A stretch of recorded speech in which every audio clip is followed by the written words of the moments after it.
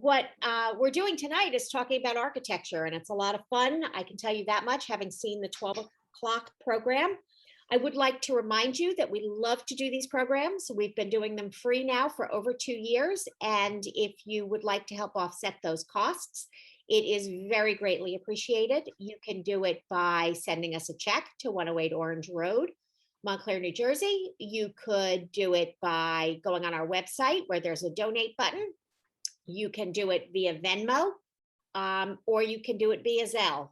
I would like to introduce Marvin Clawson, who is our speaker tonight.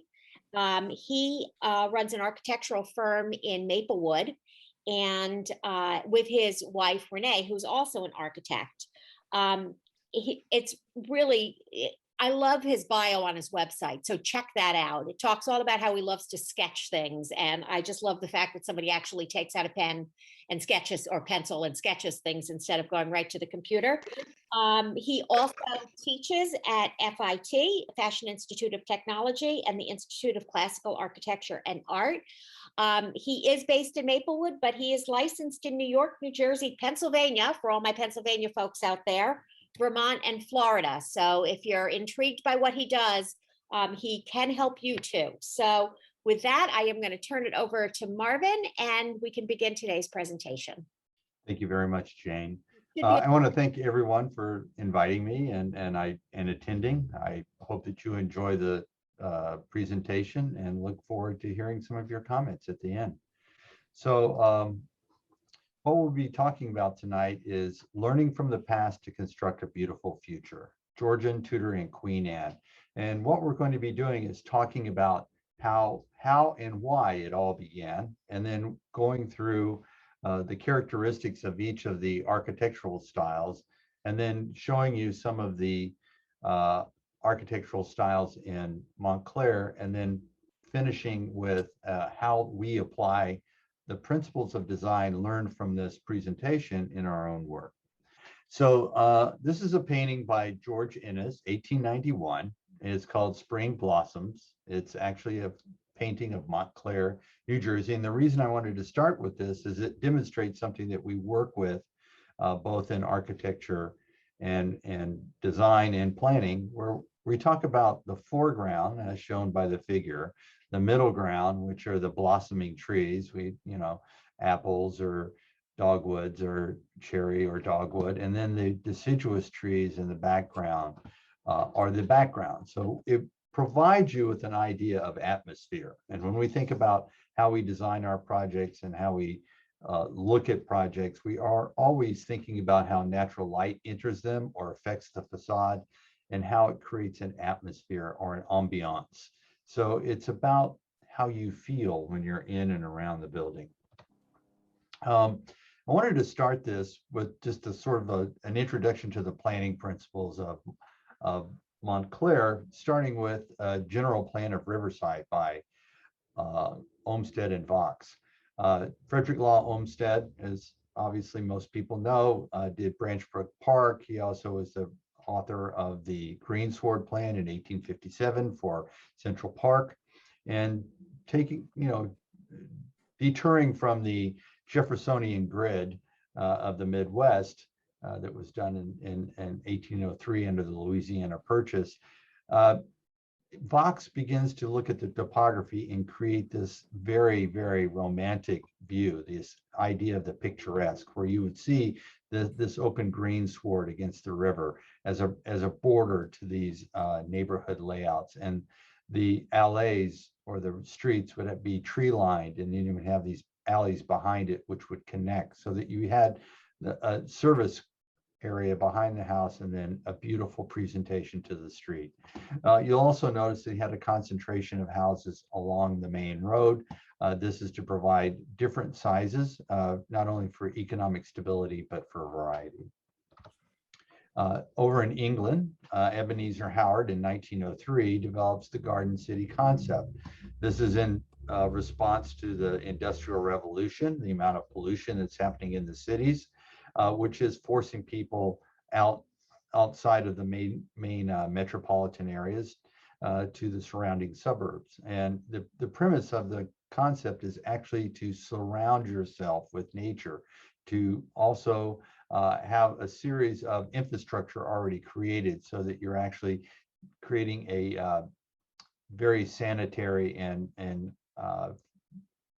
healthy environment to live and thrive. As we move into the United States, Raymond Unwin is developing a planning principles. And in this particular rendition, this is actually a town called Letchworth.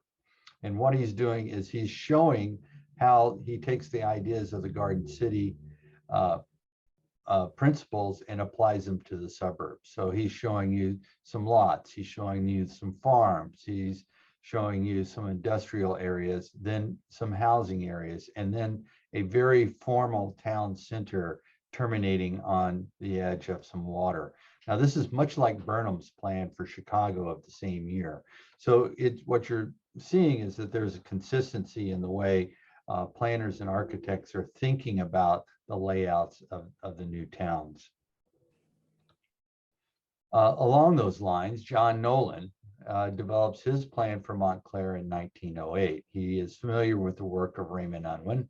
He knows that Raymond Unwin is thinking about not only the aesthetic and picturesque ideas of planning, but also thinking of the practical and how you handle smaller lots and also worker housing. It's something that was near and dear to Unwin's heart, that he provided a uniform architectural and planning style so that all people could enjoy it, which would promote good society. John Nolan distributes parks along the town. He notes that he believes that 10% of the town acreage should be dedicated to parks in order to create recreation for its inhabitants. One thing that you will see that's similar to the Ebenezer Howard is these rings, which are these walking rings with distances to the sound center. That's how you orient yourself back to the center. So if we were thinking of this as the foreground, middle ground, background, your house would be the foreground because you'd be familiar with that. The middle ground would be the landscape from where your house is, and then the background would actually be Montclair itself. So this sets the stage for the revival styles. Why are the revival styles so important, and why do they work so well in the Garden City principles? Well, the revival styles give the opportunity to have an individual expression within the collective. So you can like Tudor, you can like Georgian, you can like arts and crafts, you can like Queen Anne, you can like a bungalow, or you can like modern, as Jane mentioned. What it does is that collective creates a society and creates a community. So by allowing that variety, you give a person an identity and the opportunity to be part of a community. So Nolan had graduated from Wharton and business school and economics. So he was very familiar with financial models. And then he also attended Harvard University when Frederick Law Olmsted was his professor. And so not only did he hear straight from Olmsted's mouth on the planning principles and landscape design, but he also applied his economics and business model to the development of Montclair.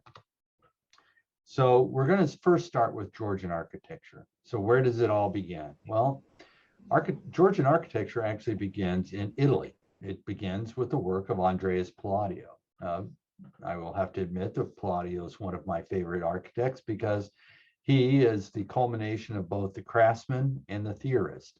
He understands how buildings go together, but he also understands the higher order of proportions in mathematics. So he begins to develop this very sophisticated architectural style based on the fact that he applied a temple front to a house. This has never been done before he does it. He is recognizing the house as part of an overall civic whole. And so before this, only temple fronts were on civic buildings like the temples themselves, on the Stoa or the marketplace. They were relegated to a civic identity. But once Palladio put them on the house, they became iconic with the house. And as you see here, there's 4 pediments on Villa Capra. Now, Villa Capra overlooks Vincenza. It's up on a hill. He also incorporated sculpture, which becomes a zodiacs for his sort of mythical idea of the Tower of the Winds. This is something that Vitruvius talks about in the 10 books, which he translated with Daniel Barbaro. And so he has an intimate understanding of architectural theory and construction. Indigo Jones is an architect in England under James I. And James I sends Indigo Jones out on a journey to find the Italian architecture of Palladio. Jones goes to Vincenza. He meets with Palladio's assistant, Scamozzi. Scamozzi says, if you want the drawings of Andreas Palladio, I'll be happy to give them to you.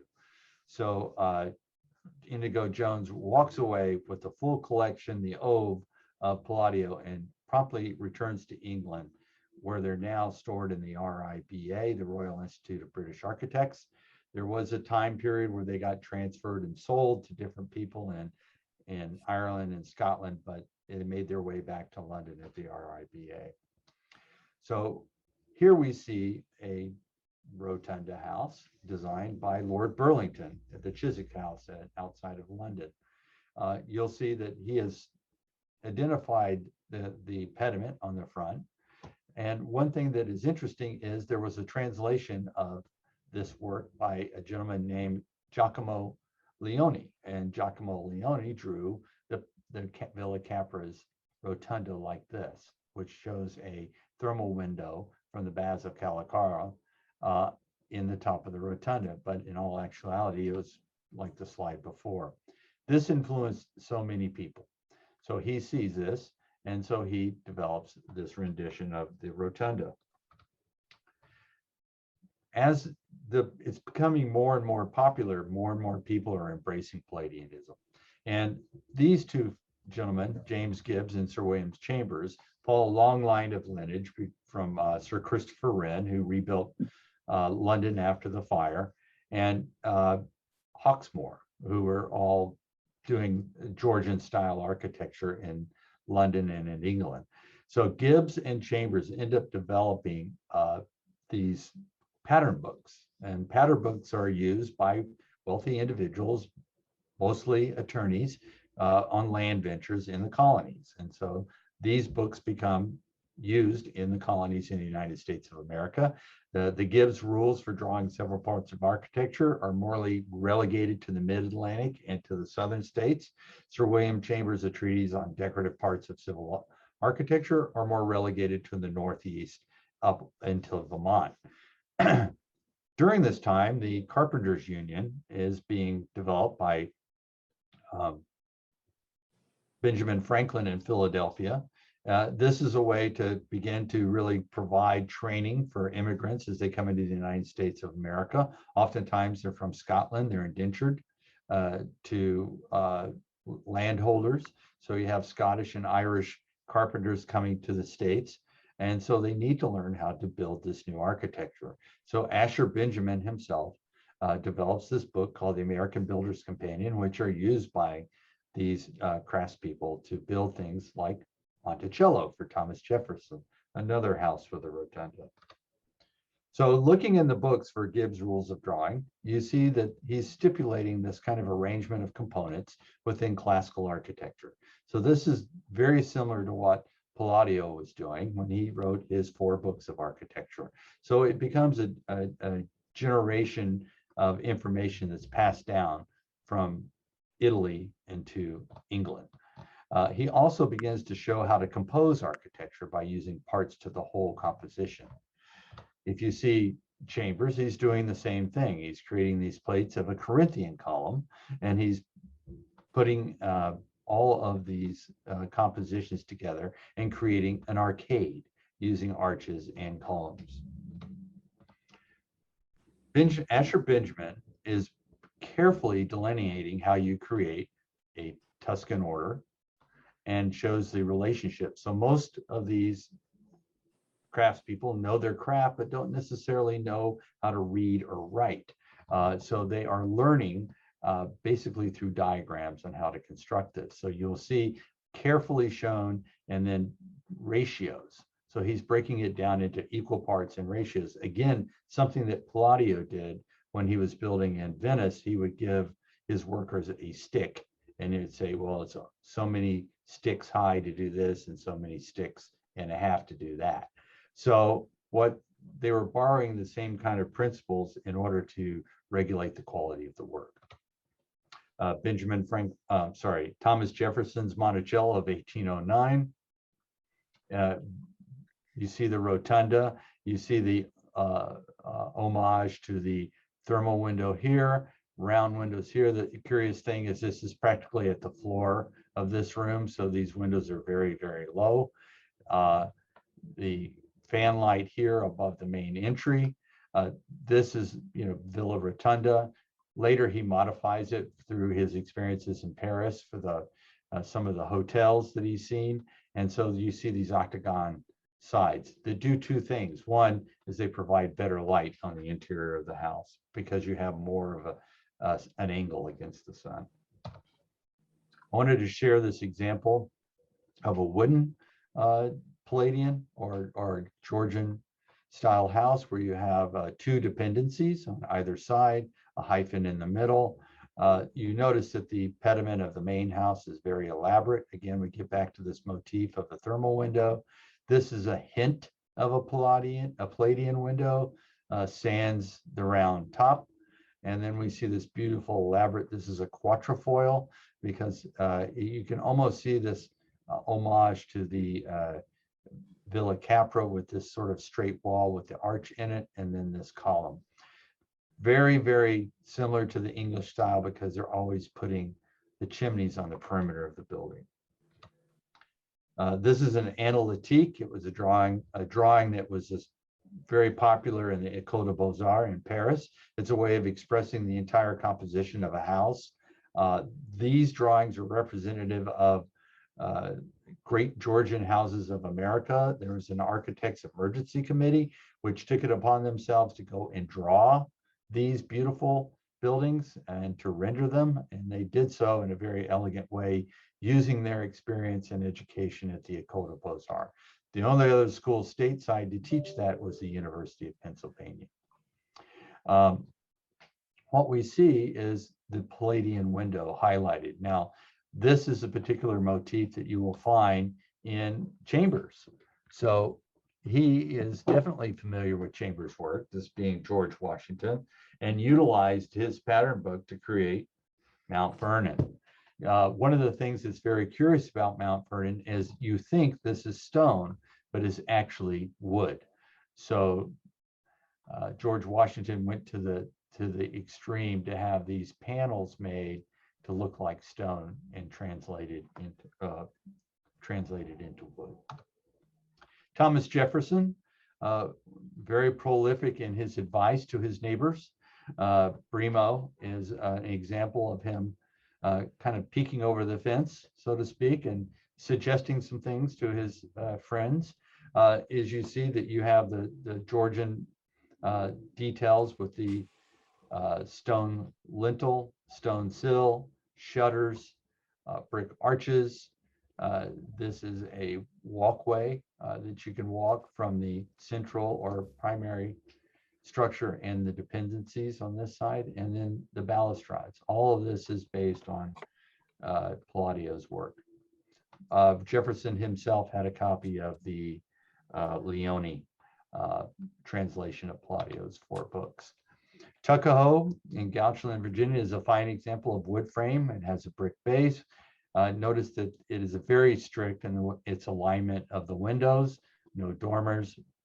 There's chimneys on the outside of the house and a central window located over the pediment, a very simple pediment, but nonetheless, it makes you focus on the center. Here's the modillions that we see prominent in the vocabulary.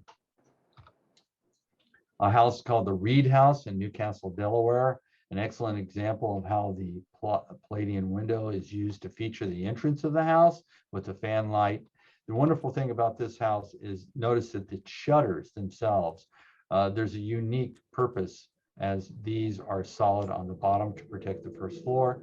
The shutters on the top are louvered to allow ventilation into the bed chambers, to provide cross ventilation on the hot nights. We also see again these modillions, which dance across the top of the eave. And then as you look at this Palladian window, it's translated on the interior as the landing of the stair that goes from the first floor up to the second floor and provides abundant natural light into that area. As we move on to the Georgian architecture in Montclair, the colonial architecture is Georgian architecture is happening between 1715 and 1780. So 1715 to 1780, 65 years.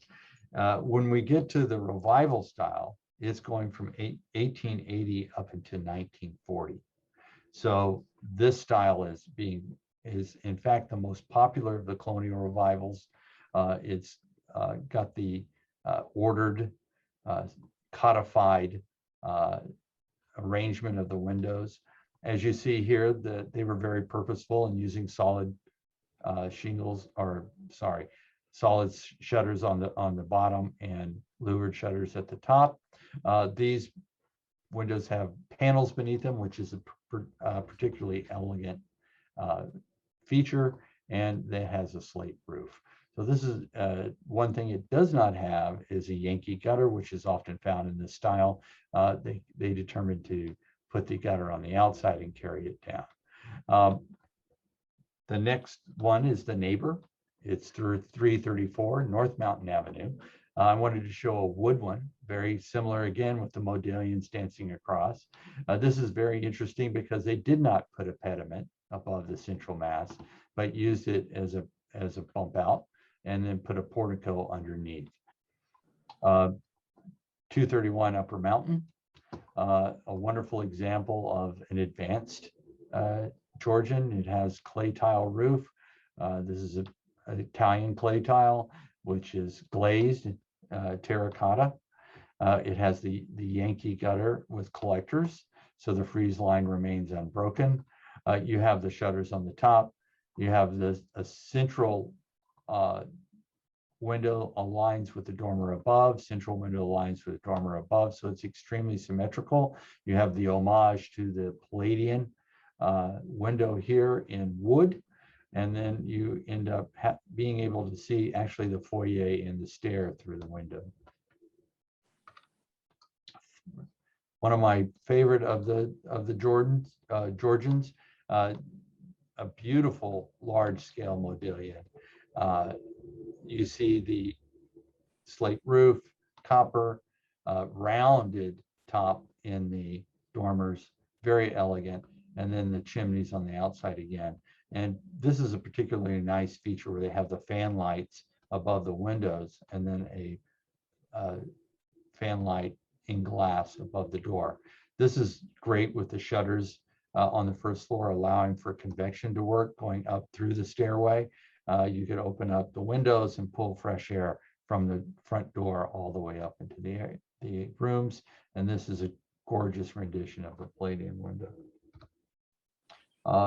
To my pleasure, we discovered that this building here is actually attributed to the work of Grosvenor Atterbury, the architect for Forest Hills.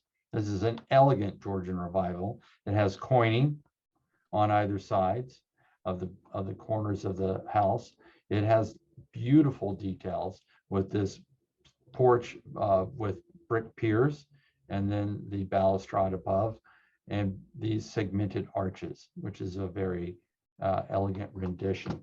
The interesting thing is this is the back of the house because you have a motor court on the front. This is the view, has all the views of the city. And you see that they have carefully developed the windows on the second floor to have shutters. This shutter covers this window, these two shutters cover that window, and that shutter which I think is an absolutely amazing detail.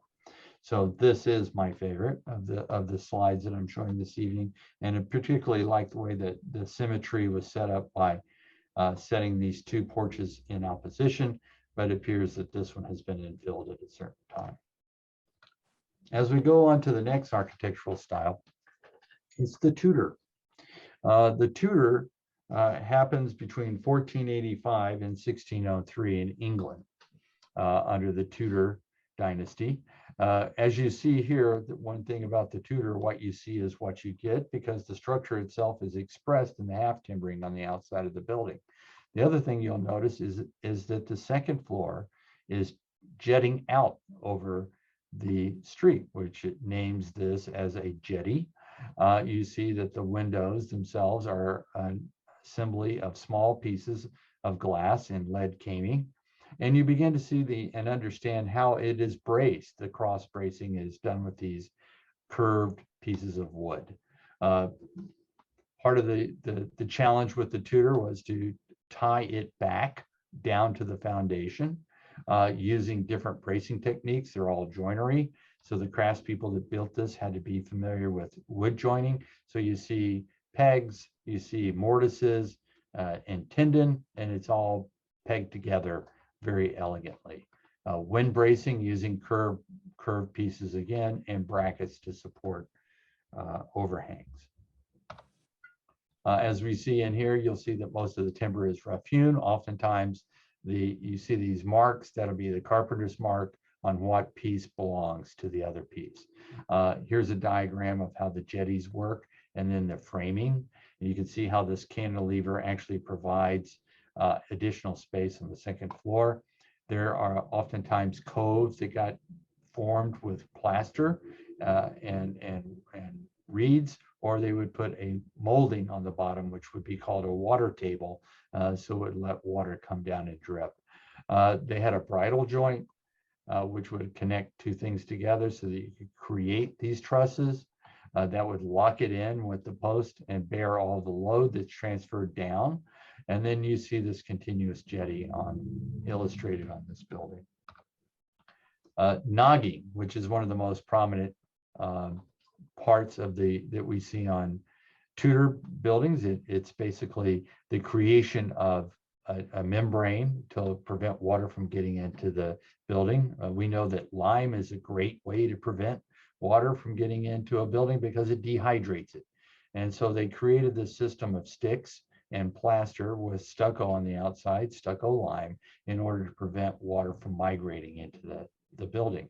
And you'll see different ways that they actually do the tendons and tie it together, as well as a diagram of daub and wattle, which is a way of creating a matrix to adhere the plaster to. Different types of wattle. You have woven, you have slats, which is lath, which you see in the 1920s to do the plaster inside a house. Another woven example, and then this bridge of staves.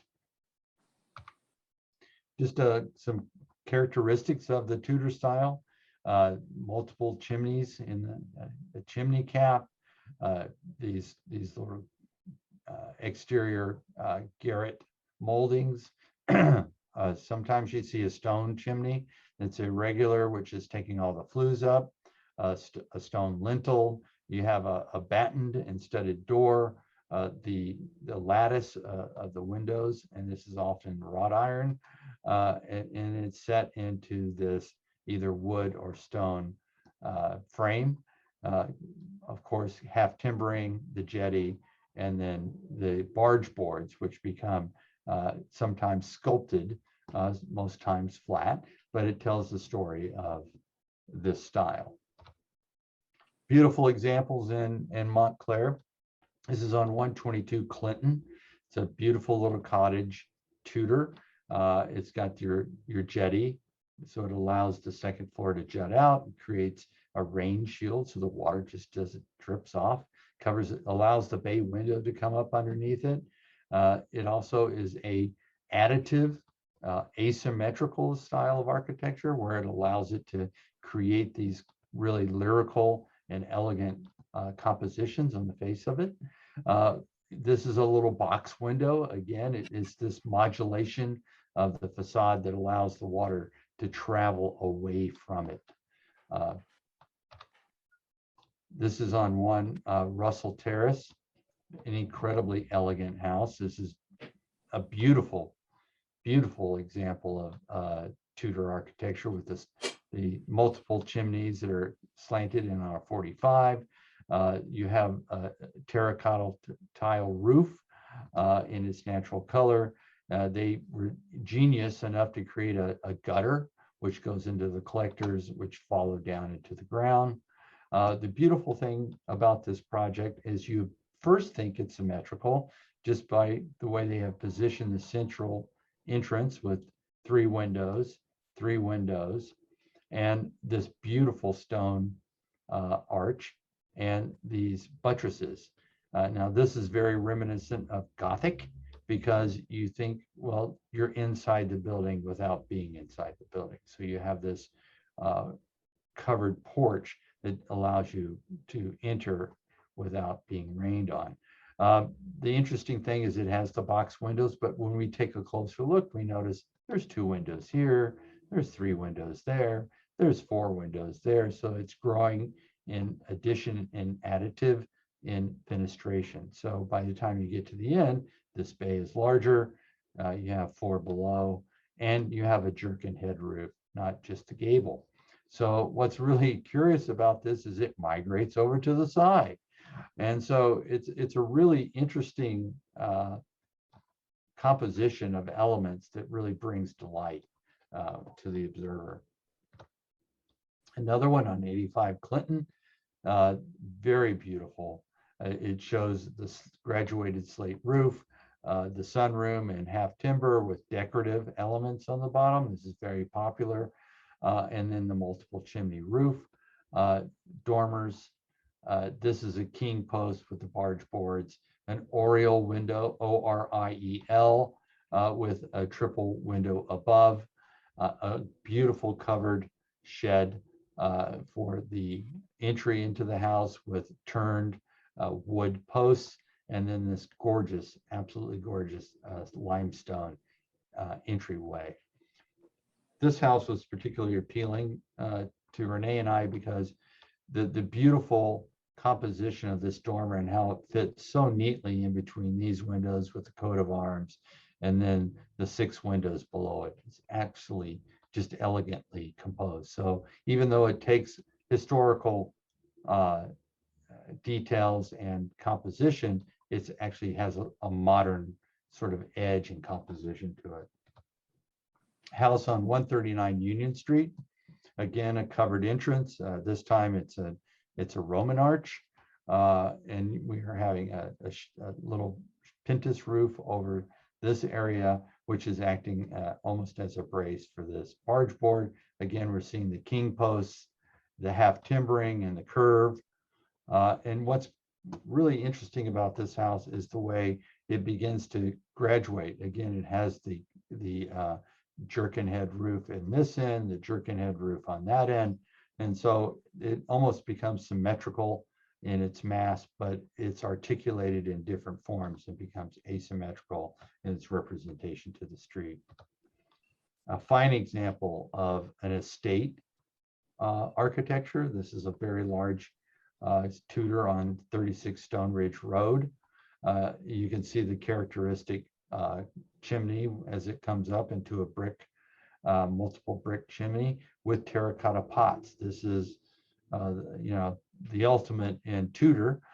You have the half timbering with where you can see actually the shadow of the pegs, and you have this battered wall, which is actually creating an entry onto a side porch.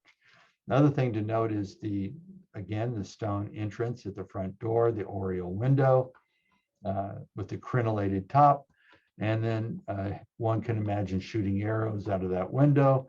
And then under here, you have the jack arches, which are providing structure to span this opening for the windows naturally, because as they compress, they wedge against each other. You see the brick nogging at this point, the half timber with the stucco, and on the side, a very English move by placing the carriage house or garage on an angle, so not to take away from the beautiful facade of the building. As we move from Tudor into the Queen Anne, Queen Anne is a subset of Victorian architecture. So there's 8 different types of architecture, Victorian architecture under the reign of Queen Victoria. She's after Charles IV. And what we're seeing is a nod to the Tudor and a nod to other styles. So it begins as a very lyrical and robust, eloquent combination of forms from different time periods. You have some of the Norman, you have the oriel window from the Tudor, you have this arch, you have the Gothic. And so this becomes almost a palette where they display all of the history of British architecture on the one side of the building. Richard Norman Shaw is one of the main progenitors of this work, along with 2 other gentlemen, Sir Edwin Lutyens. Lutyens actually takes it a little step further. He's using the roof slate on the front of the building to cover up the facade, and he's using slate again on both sides of this, the gable end and the facade.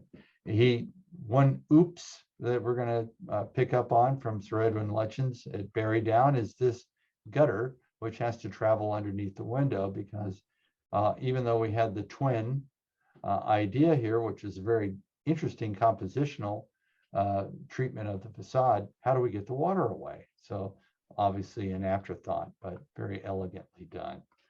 Stucco is prevalent again, and then there's weathered wood with the multi-pane windows from leaded cane. As we move towards the work of CFA Voisey, he's more in the vein of the true arts and crafts, the English arts and crafts. He's using stucco. These are iron strapping underneath the eaves to hold up the roof. When we come to the United States, the Queen Anne style is mainly represented in wood and in because that's what we have. It's plentiful. It's considered a very romantic style. It's very appealing. The height of Victorianism in the United States is between 1880 and 1910. We have to have a chuckle because back in the late 1880s, this is from 1887, you could buy a dwelling for $2,500. We cut it in half almost, and so that you too could own this beautiful thing. This is from plates that were featured in Scientific America for artists, architects, and engineers. Suggestions for coloring the outside of your Victorian house, but nonetheless inspirational to a lot of people, especially in New Jersey, as we see this dwelling at Glen Ridge. And notice how beautiful and elegant these details. Now, we're at the height of the Industrial Revolution. We have steam, we can manufacture things, and so now we can actually build these houses in factories, in components, and send them as kits. So one particular company, Pallisers, new cottage homes. This is the catalog of kits that you could purchase, and you'll see the exterior details rendered beautifully. So these are all the components for this particular kit. We know this is for design 157 and 158. And we see the large version of 157 and then the smaller version of 158. So what you're able to do is use these kits of parts to create either one. And so the elegant and sort of systemized approach to the Queen Anne architecture at this time is great because you're buying a whole composition. You're not putting it together. It's already been figured out for you. So you and your approved builder can actually begin to realize the vision. Again, this is a nod to the Tudor with the half timbering and the bracing. In this particular design 160, you'll see the rendition of it in in orthogonal drawings, which are plans and elevations, along with a perspectival drawing. And this is very important because most people, it's very difficult to see that depth. So they wanted to show you how deep that porch was on the front of this house and how you got the massing and how elegant it would look on your property. Along with this, you get your selection of moldings, both for the interior and the exterior, and in the details for the interior. So this became really, really important because it was composed. And this goes back to a theorist, Leon Battista Alberti, who fits in between Vitruvius, a Roman theoretician, and Palladio. And Alberti is from Florence, and he's writing about painting and he's writing about architecture. He's watching Brunelleschi build his dome, and he's saying, ooh, the parts to the whole. That's really, really important. And so this is a concept that comes all the way down into the Victorian era in the United States, where these parts become integral to telling a story. They set up the foreground, the middle ground, and the background. Along the same time, there's William T. Comstock. He has a catalog. He's representing the work of architects from New York and New Jersey. It's a similar model. It's a paradigm. You have the jerkin head roof here represented, and you have the nod to the Tudor along with the half timbering. And then you also have this like beautiful form with these elegant edges jutting out with brackets, with niches, with porches, and even a porch fit for reading on a lazy Sunday afternoon with a glass of lemonade right by your side while your feet are kicked up on the balustrade. Again, it goes through in detail all of the available items, including the tower finial, some of the details, the barge board, which is decorated, and fan lights. You'll see all these details. And the beauty of that is it creates a wonderful fabric on the outside of the building with these great, great brackets. It also gives you all the details for the interiors, the chair rails, the moldings, and even sections through this so you can understand the relationship of the shapes. Fine examples in Montclair. We'll start with 86 Llewellyn Road. Queen Anne, this probably at one point had slate tile. Now it's replaced with asphalt tiles. And it's beautiful because you end up realizing that this was an original turret with a round cap with a finial, but it was probably at that time done in slate. For economics, I'm sure they chose to use the copper, which is a great material because it's enduring. You see the round motif carried to the round porch. This is very dramatic and very elegant, and a great way to create a front porch for privacy. Another Queen Anne on 111 South Mountain. It's sort of a hybrid between Queen Anne and stick, but I thought it would be useful to also include it because it did go into detail with these turned pieces on the porch. 151 Union, very elegant, one of my favorite of the Victorian Queen Anne style. It has a porte cochere, which really goes back to the norms of the Victorian. It's a very strict how men and women would carry themselves in society.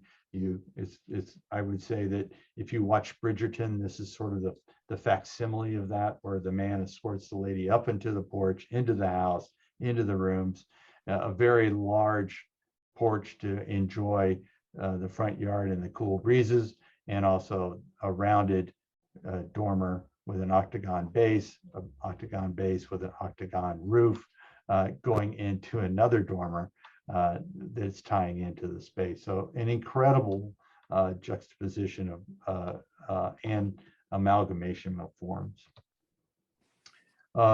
72 Plymouth, a very interesting house because you have a round corner and then you have an octagon tower paired with a bay window and then a porch, which is looks like to be additive with a walkway up to the porch from the driveway. A very elegant representation of Queen Anne style, showing the clapboard on the bottom with the shakes on the top. You'll have corner boards, you'll have columns, and it's a great way to begin to break up the mass of the house.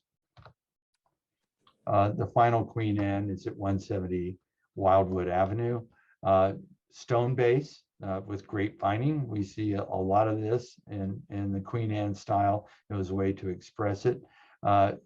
This is using brownstone. It's got a decorative frieze here, a decorative frieze there, stained glass window in these areas.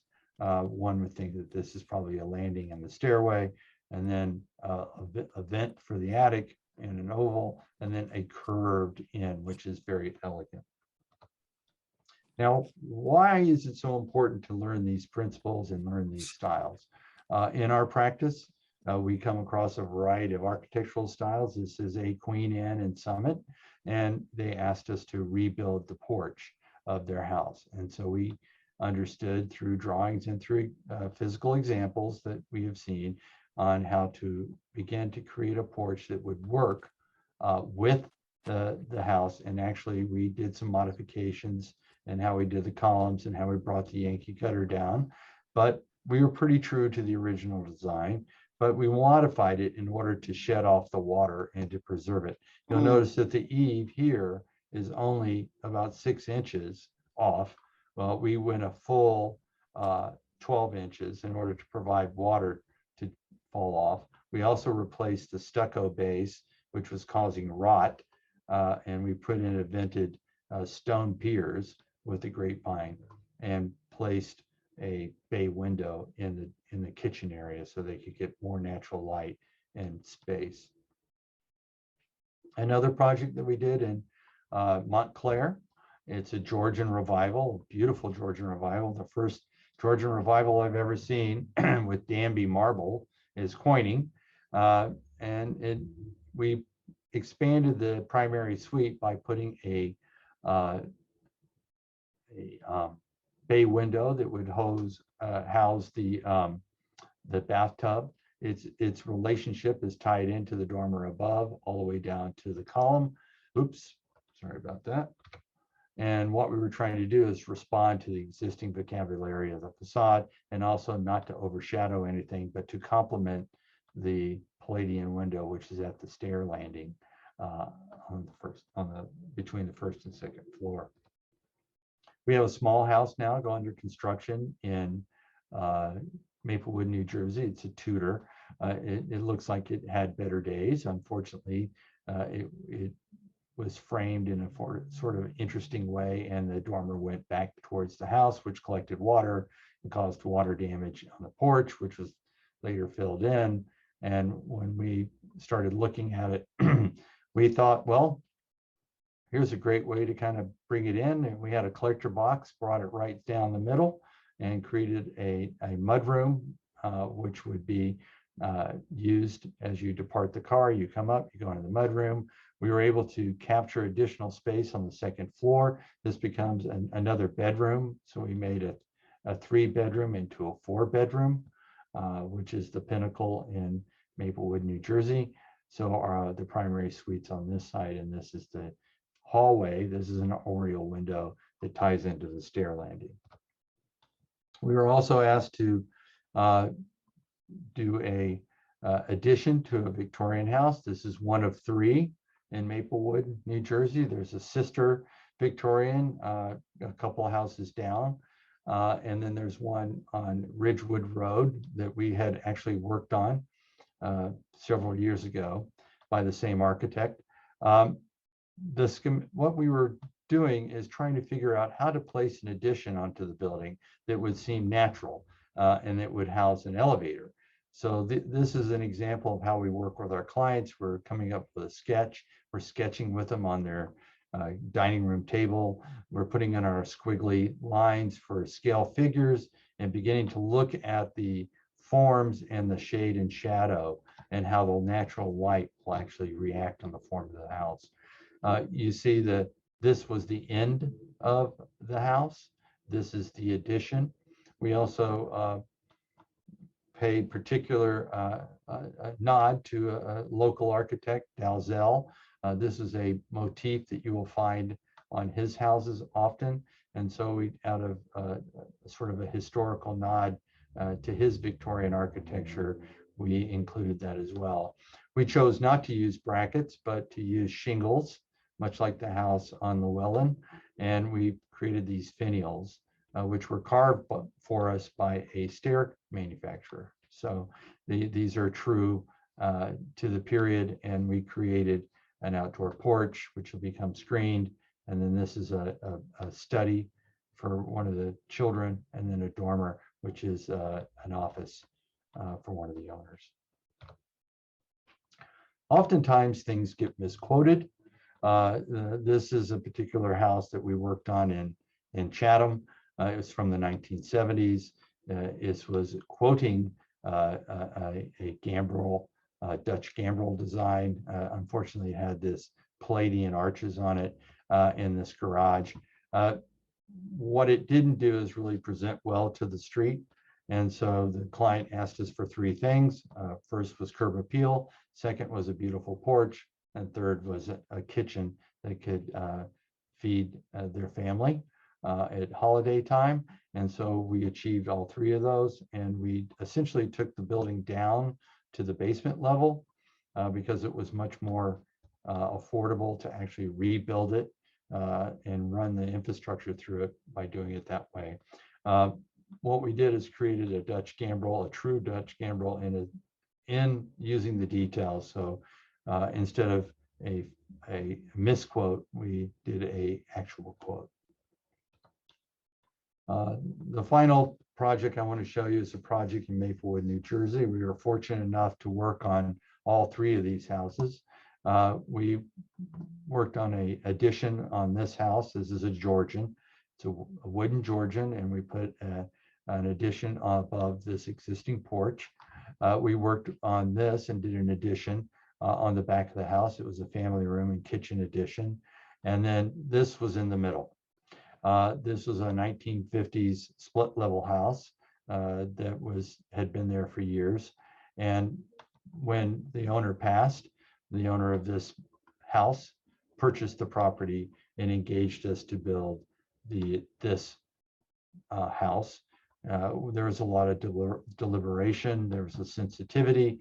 We wanted to make sure that we kept the street consistent by interesting circumstance, the Georgian, then followed by the arts and crafts, then followed by the more elaborate arts and crafts, actually follows a reasonable timeline.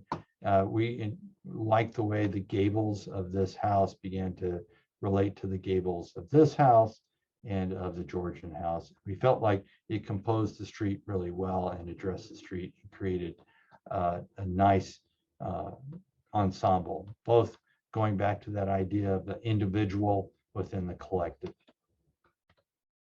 I wanted to end tonight's presentation with another painting by Thomas Cole. It's called The Architect's Dream.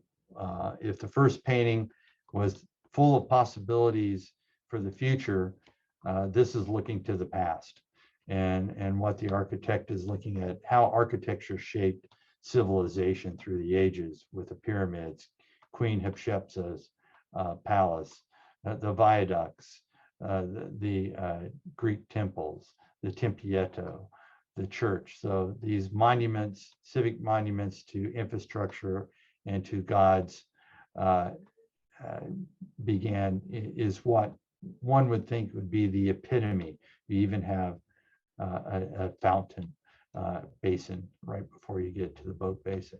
So what I would suggest after this evening's presentation and what we've looked at, it's not the architect's dream to do civic architecture, but they have a more profound way of shaping society through the personal touch and working on these houses with individuals.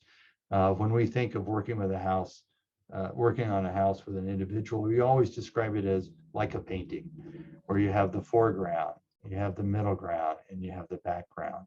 And so the foreground would be the interior design. So we always recommend working with an interior designer. The middle ground would be the architecture surrounding the interior design, both inside and outside. And the background is the landscape. And so our hope is, as the person is sitting in their sofa, looking out the window that's framed by the architecture, that they're experiencing the beauty of the garden. And so I believe that that was the true intention by John Nolan and his predecessors. And I think, you know, Montclair has endured the test of time, and it's one of the most desirable towns to live in Essex County. And so kudos to John Nolan and kudos to Montclair. So thank you very, very much for allowing me to share my perspective on this subject tonight. And I look forward to your comments. Thank you, Marvin, very much. If anybody is interested, by the way, we do have a whole presentation on the Nolan plan on our YouTube channel, and you can find that by going to montclairhistory.org and just clicking on the YouTube channel link. I'd like to just ask one question. The one that you showed over on Plymouth Street with those, what I call the polka dot house. Yes. Were those round decorations, do you think those were original or were they added sometime? I think they were added, but it would have been an interesting ad because, you know, when they did do that, those were the trophies, right? So if it was a classical frieze, you would have a combination, of a triglyph and a trophy. So you would have a rhythm of these things. So the round things would be the shields or the trophies from the war. And so it's a reasonable thing. Those are way stylized. So I think they would have been a little more decorative because you could have purchased them from a catalog and put it on the frieze. Okay. Pam says beautiful photography. Interesting presentation. Thank you, Pam. Anything else before we wrap it up? Thank you very much. It was great. Very interesting. Thank you all for coming. Stay safe, be well, and we'll see you in 2 weeks. Bye-bye, Thanks, everybody. Thanks, Marvin and Renee. Well, thank you very much.